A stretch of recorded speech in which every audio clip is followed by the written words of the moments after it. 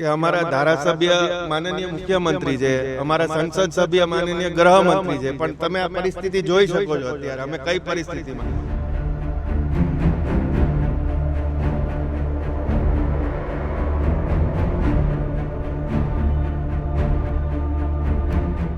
Basically અહીંયા જે ગટર લાઇન હોવી જોઈએ ને એ ગટર લાઇન પણ નથી અને સ્ટ્રોમ વોટરની લાઇન જે હોવી જોઈએ એ પણ નથી. બેમાંથી એકે વસ્તુ કામ નથી કરી રહી.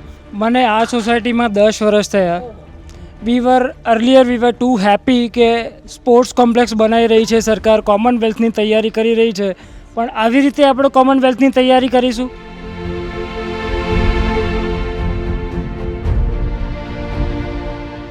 કે મેં એવું જાણ્યું કે હમણાં કમિશનર બંછાનિધિ પાની આવ્યા હતા, મંત્રી પણ આવ્યા હતા, સાથે મેયર પણ હતા, તો એ લોકો આવીને જવાબ શું આપે છે? કંઈ જ નહીં, જવાબ શું આપે છે? એ લોકો આવીને બધું પરિસ્થિતિ જોવે છે અને સવાલ કરે છે, બરાબર, અને થઈ જશે કરે છે. એમનો કોઈ આનો કોઈ સચોટ રસ્તો જ નથી. अगर देखा जाए तो डेवलपमेंट में हर चीज़ सोचनी चाहिए. केवल कंक्रीट के बिल्डर से मिल करके कंक्रीट तैयार करने से कुछ अच्छा नहीं है.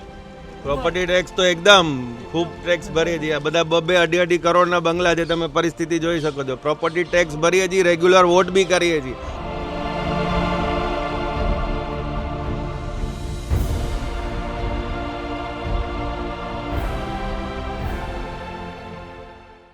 નમસ્કાર. જે શહેરનું બજેટ 1800 કરોડનું હોય, જ્યાં માત્ર પાણીના નિકાલની વ્યવસ્થા માટે 850 કરોડ રૂપિયા ફળવાતા હોય, એ શહેરનો એવો વિસ્તાર કે જેને પોશ વિસ્તાર કહેવાય, એવો વિસ્તાર કે જ્યાં તમે 50 લાખમાં ઘર લેવા જાઓ તો મળે નહીં, શક્ય જ નથી, એવા વિસ્તારમાં વરસાદી પાણીનો નિકાલ ન થાય અને પછી નેતા અધિકારીઓ બધા આવે ત્યારે શું જવાબ આપતા હશે? મારે એ સમજવું છે. હું ગુમા વિસ્તારમાં છું અત્યારે, હરિઓમ વિલા સોસાયટીમાં છું. અમદાવાદના વિકાસના પહેલાં તમે દર્શન કરી લો. આટલું એકચ્યુઅલી દર્શન કરવા તુલ્ય જ પરિસ્થિતિ છે, કેમ કે આટલી હદ સુધીની સ્થિતિ આવા બધા વિસ્તારોમાં જાય.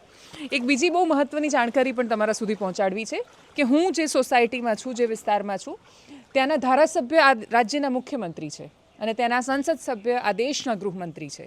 આ દેશના સૌથી શક્તિશાળી નેતાઓનો જે વિસ્તાર હોય ત્યાં આ પ્રકારની સ્થિતિ હોય એટલે એ બે વાતોને જોડવી કઈ રીતે પણ પ્રશ્નાર્થ છે.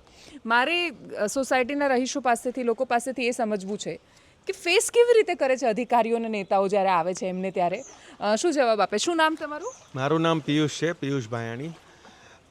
અધિકારીઓ તો બધા આવે છે, મોટી વાતો કરે છે, પણ કોઈ જાતના અહીંયા ઇન્ફ્રાસ્ટ્રક્ચરની કોઈ સગવડ જ નથી. જેમ બેને કહ્યું કે અમારા ધારાસભ્ય માનનીય મુખ્યમંત્રી છે, અમારા સંસદ સભ્ય માનનીય ગૃહમંત્રી છે, પણ તમે આ પરિસ્થિતિ જોઈ શકો છો અત્યારે અમે કઈ પરિસ્થિતિમાં. કાલે સવારથી વરસાદ ચાલુ છે, આખી રાત આ પરિસ્થિતિમાં હતા. ઘરની અંદર પાણી આવી ગયા હતા, બરાબર, પણ કોઈ અત્યારે બધા મેયરને બધા આવીને જોઈને જતા રહ્યા છે, પણ આનો કોઈ રસ્તો નથી. હવે આગળ આમાં વરસાદ વધશે ને શું પરિસ્થિતિ થશે એની અમને કોઈ જ કલ્પના નથી. એટલે પરિસ્થિતિ બહુ જ ખરાબ છે. તંત્રને ખરેખર અમે રિક્વેસ્ટ કરીએ છીએ કે આનો કોઈ રસ્તો હોવો જોઈએ, પાણીનો નિકાલ હોવો જોઈએ. આ દર વર્ષની પરિસ્થિતિ છે. તમે જ્યારે અહીંયા આવે, કેમ કે મેં એવું જાણ્યું કે હમણાં કમિશનર બંછાનિધિ પાની આવ્યા હતા, મંત્રી પણ આવ્યા હતા, સાથે મેયર પણ હતા, તો એ લોકો આવીને જવાબ શું આપે છે?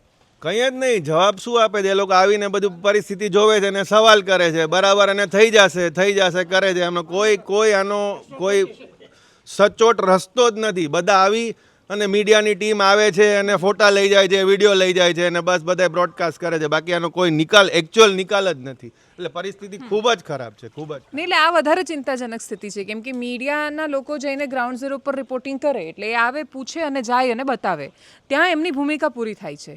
મંત્રીઓ ગ્રાઉન્ડ ઝીરો પર ખાલી અમે ગ્રાઉન્ડ ઝીરો પર છીએ એવું બતાવવા માટે આવે, અધિકારીઓ પણ એવું કે હા અમે ઉતર્યા પાણીમાં. બસ એ આ પ્રતિકવાદમાંથી તો બહાર આવવું જ પડશે, કેમ કે આ કોઈ સિમ્બોલિક નથી કે તમે આવ્યા અને બતાવ્યું. કેમ કે કદાચ મારી જાણકારી છે ત્યાં સુધી આ 3 વર્ષથી આ સ્થિતિ છે. સાચી વાત છે. બેઝિકલી અહીંયા જે ગટર લાઇન હોવી જોઈએ ને એ ગટર લાઇન પણ નથી અને સ્ટ્રોમ વોટરની લાઇન જે હોવી જોઈએ એ પણ નથી. બેમાંથી એકે વસ્તુ કામ નથી કરી રહી. ઉપરથી આ ગ્રામ્ય વિસ્તારોની અંદર જે તલાવડીઓ હતી એ તલાવડીઓને પૂરી દેવામાં આવી છે. એના હિસાબે જે પાણીનો વ્યૂ જ્યાં સ્ટોર થતું હતું એ બંધ થઈ ગયું છે. પછી જે અહીંયાથી નળ સરોવર સુધીનો પાણીનો જે રસ્તો હતો એ રસ્તાની વચ્ચે કંઈક સ્કીમ બની દેવામાં આવી છે અને પાણીનો આખો રસ્તો જ બદલી નાખવામાં આવ્યો છે. એટલે જે વર્ષો જૂની પાણીની જવાની સિસ્ટમ જે હતી એ આખી ડિસ્ટર્બ થઈ ગઈ. અને એના કારણે આ બધા પાણી ભરાય છે. બાકી આટલો વરસાદ પહેલાં નથી પડ્યો એવું નથી, પણ જે પાણીને નિકાલ માટેના જે કુદરતી રસ્તા પહેલાં જૂના જમાનાની હતા એ બધા એ લોકોએ અવરોધાઈ દીધા છે અને એના લીધે આ પરિસ્થિતિ ઊભી થઈ છે. એક્ઝેક્ટલી, કેમ કે 1 ઇંચ વરસાદ જ્યારે પડે ત્યારે આખા અમદાવાદ શહેર પર આશરે એના વિસ્તાર પ્રમાણે આપણે ગણીએ તો 2700 કરોડ લીટર જેટલું પાણી વરસે, પણ એના પછી એ પાણી શોષાવવું જોઈએ, જમીનમાં ઉતરવું જોઈએ. હવે શહેરોમાં પાણીના જમીનમાં ઉતરવાની વ્યવસ્થા નથી. એના કુદરતી માર્ગો છે પાણી, જે પાણી નદી સુધી પહોંચે, નાળા સુધી, તળાવ સુધી પહોંચે, એ બધા જ અવરોધાઈ ગયા છે. અને અણઘડ વિકાસ થાય ત્યારે આ થાય. એટલે વિકાસ બહુ જ મહત્ત્વનો છે અને જરૂરી પણ છે. એ આ દેશ અને રાજ્યની જરૂરિયાત છે, પણ એ કઈ રીતે થાય એ વધારે મહત્ત્વનું છે. તમે કેટલા વર્ષથી રહો છો અહીંયા? મને આ સોસાયટીમાં 10 વર્ષ થયા. વી વર ટુ હેપી કે સ્પોર્ટ્સ કોમ્પ્લેક્સ બનાવી રહી છે સરકાર, કોમનવેલ્થની તૈયારી કરી રહી છે, પણ આવી રીતે આપણે કોમનવેલ્થની તૈયારી કરીશું? તમારી પ્રજાની પાસે બેઝિક નેસેસિટીઝ નથી and you are trying to get the international peoples, international sports persons to come here and play the Commonwealth game. How they going come? Commonwealth game રાખો તો તમે જુલાઈમાં મહિનામાં રાખો, ડિસેમ્બરમાં ના રાખતા. સરકારને અનુરોધ છે કે જુલાઈ મહિનામાં જ્યારે વરસાદ ફૂલ હોય ત્યારે તમે કોમનવેલ્થ રાખો. વાપા જે બન્યું, વાપાના કન્સ્ટ્રક્શનમાં જેટલા પૈસા ખર્ચ્યા સરકારે, એ જ પૈસા જો કદાચ સ્ટોર્મ વોટર લાઇનમાં આજથી 4 વર્ષ પહેલાં ખર્ચ્યા હોત તો આ જે પરિસ્થિતિ હાલમાં જે નિર્માણ થયેલી છે અમદાવાદમાં કે આ આઉટસ્કર્ટમાં, એ ના થાય. હવે લોકોની પાસે ઇલેક્ટ્રિકની વેહિકલ્સ લેવાનું કહે છે સરકાર, તો આમાં પેટ્રોલ વેહિકલ માંડ ચાલે છે, તો ઇલેક્ટ્રિકલ વેહિકલ્સ કેવી રીતે ચાલશે? ઇન્ફ્રાસ્ટ્રક્ચર તમે આપી રહ્યા છો, શું ઇન્ફ્રાસ્ટ્રક્ચર આપી રહ્યા છો? તમે બિલ્ડર્સને તમારી પાસે સાંઠગાંઠ કરીને તમે કોમનવેલ્થ માટે બધું ઇન્ફ્રાસ્ટ્રક્ચર તો રેડી કરાવી નાખ્યું, પણ બેઝિક નેસેસિટીઝ તમે જોશો તો આ હાલની તારીખમાં પણ આ સમયે કોઈને ઓફિસ પણ જવું હોય તો કેવી રીતે જાય? ઓટોમાં તો કોઈ પોસિબલ નથી, ઉબર કોઈ પોસિબિલિટી નથી, પર્સનલ વ્હીકલ કોઈ પોસિબિલિટી નથી. તો કેવી રીતે માણસને બહાર દૂધ લેવા પણ જવું હોય, છોકરાઓને સ્કૂલે પણ જવું હોય, તમારે જાતે શાકભાજી લેવા બી જવું હોય તો ક્યાં જાય? શું કરવા માટે જાય? તો આ કરી શું રહી છે સરકાર એ પહેલાં પૂછવા માગીએ છીએ.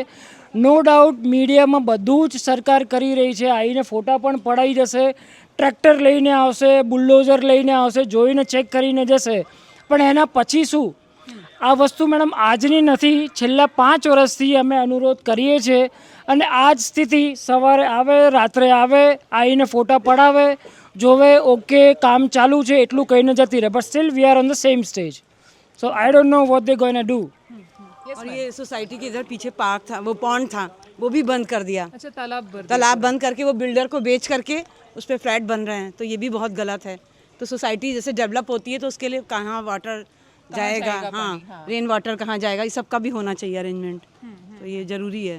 હા, એકચ્યુઅલી એટલે આમાં પ્રોબ્લેમ જ છે, શહેર જ્યારે બની રહ્યું હતું ને આગળ વધી રહ્યું बहुत હતું. नकल करते हैं फॉरेन की, लेकिन वहाँ का ये सब नहीं सीखते हैं कि वहाँ पे भी जगह जगह जो वाटर, रेन वाटर है, हार्वेस्टिंग का है, वो बना होता है. डिफरेंट किलोमीटर पे पॉन्ड्स होते हैं, लेक होती हैं कि रेन वाटर को वो एब्जॉर्ब करें, तो वो सब नहीं है. तो ये એટલે આખા डेवलपमेंट जो है ऐसे ही आर्टिफिशियल डेवलपमेंट है, इट्स नॉट रियल. अगर देखा जाए तो डेवलपमेंट में हर चीज़ सोचनी चाहिए. केवल कंक्रीट के बिल्डर से मिल करके कंक्रीट तैयार करने से कुछ अच्छा नहीं है.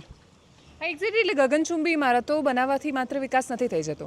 વિકાસ તો સંતુલિત હોવો જરૂરી છે. એટલે જ્યારે આ પ્રકારની સ્થિતિ આવે અને જરૂર પડે લોકોને, ત્યારે જો એમને એવું લાગે કે હા અમે અમદાવાદમાં રહીએ છીએ, કેમ કે અહીંયા મૂળ રૂપે આ ખાસા બધા લોકો એવા છે કે જે કોઈને કોઈ ગામના વિસ્તારમાંથી, ગ્રામ્ય વિસ્તારમાંથી આવ્યા હશે. અહીંયા આવ્યા ત્યારે એમને એવું લાગતું હશે કે વિકસિત અમદાવાદમાં આવ્યા છે.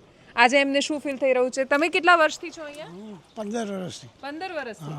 તો તમને શું લાગે છે આ કેમ થઈ રહ્યું છે? આ તો શું છે, જે આગળ બધા બિલ્ડિંગના મટીરિયલ બધા મોટા મોટા બન્યા, ફ્લેટો પાણીનો જવાનો જે જગ્યા હતી એ બધું ઊંચું થઈ ગયું, રોડો થઈ ગયા, એટલે પાણીનો જવાનો કોઈ રસ્તો જ રહ્યો નહીં. તો પછી આનો નિકાલ તો, અને છેલ્લા 5 વર્ષથી આ મ્યુનિસિપાલિટીએ કોઈ ગટર વ્યવસ્થા કરી જ નહીં, કોઈ ભૂંગળા મોટા નાખ્યા નહીં. જે પાલિકાના હતા ને નાના એ જ નાખેલા છે, બાકી કોઈ છે જ નહીં પાણી જવાનું. પ્રોપર્ટી ટેક્સ તો ભરતા હશો તમે? ખૂબ જ પ્રોપર્ટી ટેક્સ તો એકદમ ખૂબ ટેક્સ ભરીએ છીએ. આ બધા 2-2.5 કરોડના બંગલા છે, તમે પરિસ્થિતિ જોઈ શકો છો. પ્રોપર્ટી ટેક્સ ભરીએ છીએ, રેગ્યુલર વોટ બી કરીએ છીએ, પણ અમારી વાત કોઈ સાંભળવા તૈયાર નથી. અને આ ખરેખર બહુ જ ખરાબ પરિસ્થિતિ છે. તંત્રને હાથ જોડીને રિક્વેસ્ટ છે કે આનો ખરેખર હવે નિકાલ કરવો છે. અમે લોકો ખૂબ સહન કરી રહ્યા છીએ, ખૂબ જ. હા એક્ઝેક્ટલી. અને એમાં જે હમણાં એક સરે વાત કરી એ બહુ જ મહત્ત્વની છે કે તમે જ્યારે બહુ જ ઇન્ટરનેશનલ ગેમ્સ અને આપણે વિદેશથી મહેમાનોને અહીંયા બોલાવવા માગતા હોઈએ તો જે ઘરના લોકો છે ને એ વાતનો સંતોષ હોવો જોઈએ કે એવી જગ્યાએ રહી રહ્યા છે કે જ્યાં બહુ જ પાયાની સુવિધા છે. નગરનો સાદો મતલબ નળ ગટરને રસ્તા થાય છે. તમે જો આ 3 ના આપી શકો તો પછી બહુ સવાલ બહુ રહેતા હોય છે. મારી સામે મને એક યંગ છોકરો દેખાઈ રહ્યો છે, યંગ જનરેશન પાસેથી. શું નામ છે તમારું? શ્લોક ભાની. શ્લોક, કેટલી ઉંમર છે તમારી? 20 years. 20 years. અને how do you see this situation? કેવી રીતે જોઈ રહ્યા છો? હવે ઇટ્સ ગવર્મેન્ટ, આપણે કંઈ કહી ના શકીએ. હું તો મૂકી દીધું છે એકચ્યુઅલી. આ જોઈએ હવે આગળ શું કરી રહ્યા છે લોકો.